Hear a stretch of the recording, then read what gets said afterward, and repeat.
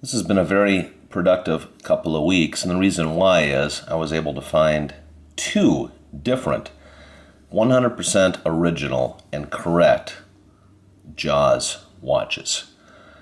Now, what makes this watch so special is this was the watch, not the exact watch that Richard Dreyfuss wore, but the correct model watch that Richard Dreyfuss wore in the first Jaws movie.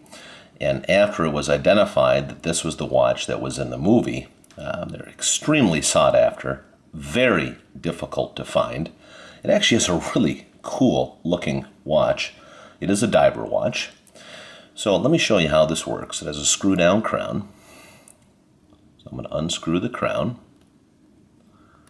Let's pull it out, and I'm going to advance the time.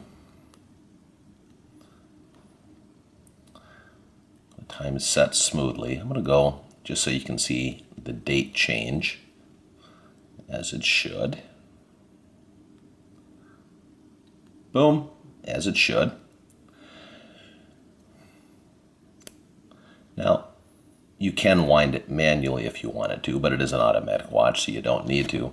So what makes these watches so exceptionally difficult to find is everything needs to be correct. It needs to have the correct bezel. And under each of the 5-minute markers, there's tiny little numbers, 1, 2, 3, 4, all the way to 11. The dial needs to be correct. The hands need to be correct. The case needs to be correct. It is a Nautoscaph watch. And also, it needs to have the correct bracelet, which is, although these are expensive bracelets to purchase because they're very desirable now, the bracelet is the easiest part to find.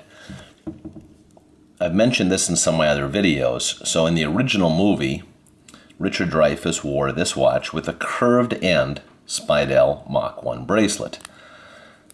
Now, for someone who's into watches, which I am, if you look at this case style, it's a cushion style case, was never meant to have a curved end bracelet. It should have a straight end bracelet. That would match more appropriately. However, the prop director in the first Jaws movie, obviously not a watch guy, or I should say person, because there's a lot of women who are also into fine vintage watches, chose this bracelet and installed it on the watch.